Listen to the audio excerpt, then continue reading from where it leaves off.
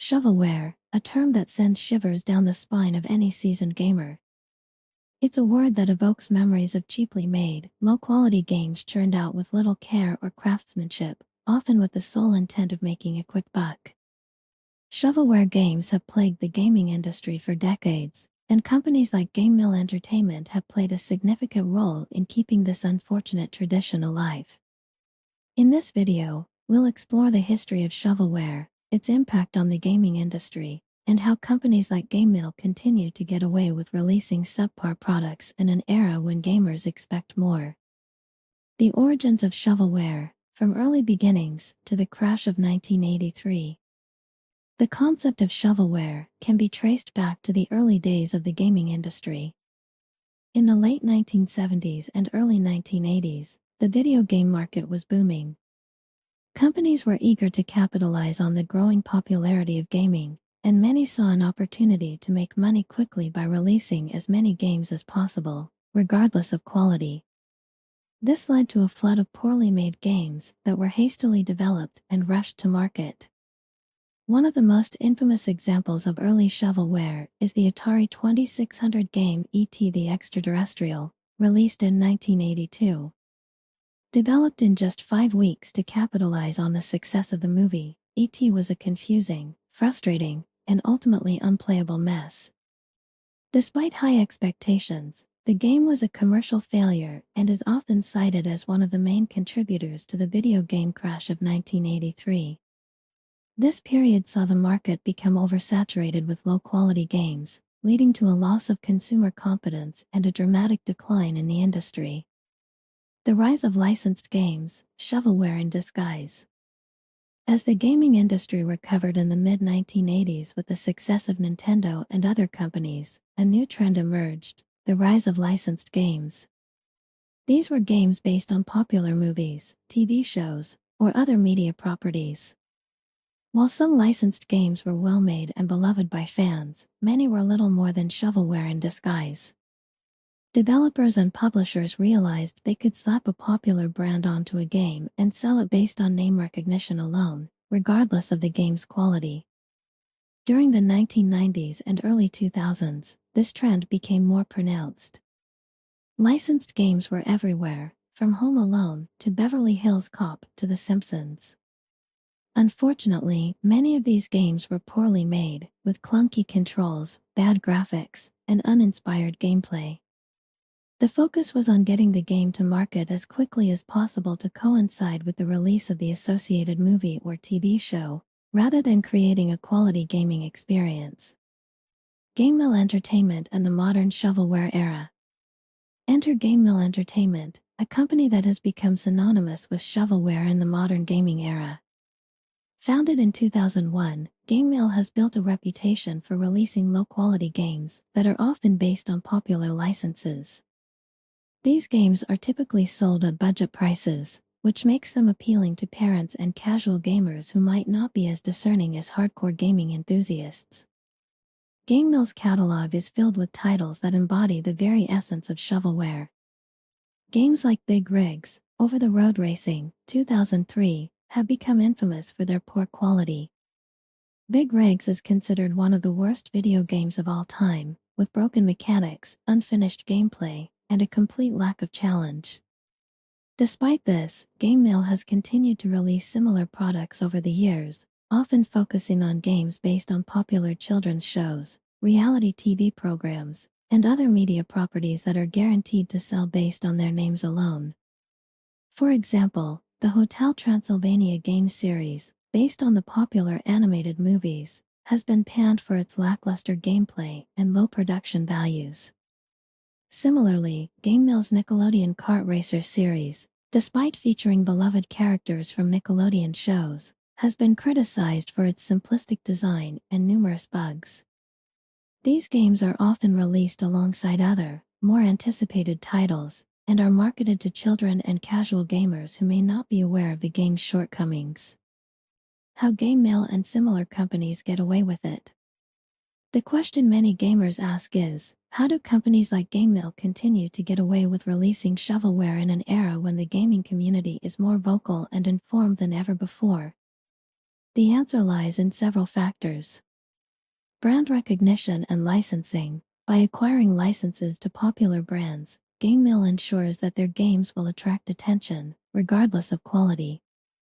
Parents buying games for their children might not know much about the games themselves, but they recognize the characters from shows like SpongeBob SquarePants or PAW Patrol, making these games easy purchases. Low expectations for budget games. Game Mill's titles are often priced lower than mainstream AAA games, which sets a certain expectation for quality. Casual buyers might be more forgiving of bugs or lackluster design in a $20 game than they would be in a $60 game. This lower price point also makes these games more accessible to a broader audience, including those who don't game regularly. The casual and non-gamer market. Many of Game Mill's customers are not hardcore gamers. They might not read reviews or follow gaming news, so they are less likely to be aware of a game's reputation before purchase. This demographic is also less likely to care about the finer details of game design, focusing instead on whether the game is playable and entertaining in the short term. Minimal development costs. Shovelware is often produced with minimal investment in development. By keeping costs low, companies like Game Mill can make a profit even if the game sells relatively few copies. This business model encourages quantity over quality, leading to a steady stream of new titles, each with just enough appeal to turn a profit. Exploiting FOMO, fear of missing out. Sometimes, these games are released alongside a major event, like the premiere of a new movie or TV show. This timing can create a sense of urgency among fans who want to experience everything related to the event. Even if the game is subpar, the fear of missing out on the complete experience can drive sales. The impact of shovelware on the gaming industry. The prevalence of shovelware has significant implications for the gaming industry as a whole. While these games are often ignored or dismissed by serious gamers, they contribute to several broader issues. Consumer trust and market saturation. The existence of so many low-quality games can erode consumer trust in the industry. When casual gamers repeatedly encounter bad games, they may become disillusioned with gaming as a whole, believing that the market is flooded with poorly made products. This can lead to decreased sales and a shrinking market.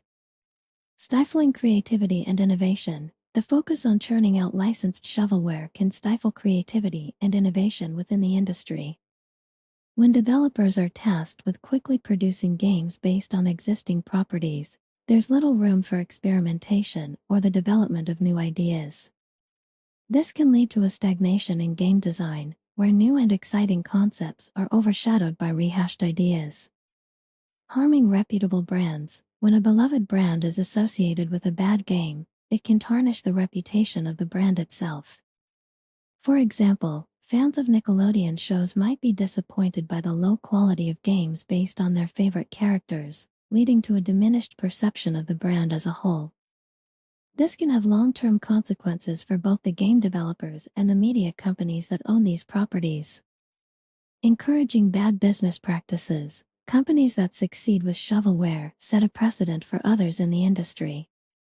If Game Mill can profit from low-quality games, other companies might be tempted to follow suit, leading to a race to the bottom in terms of quality and consumer satisfaction.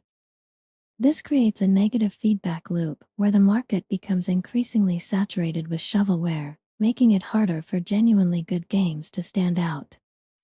The future of shovelware, will it ever go away?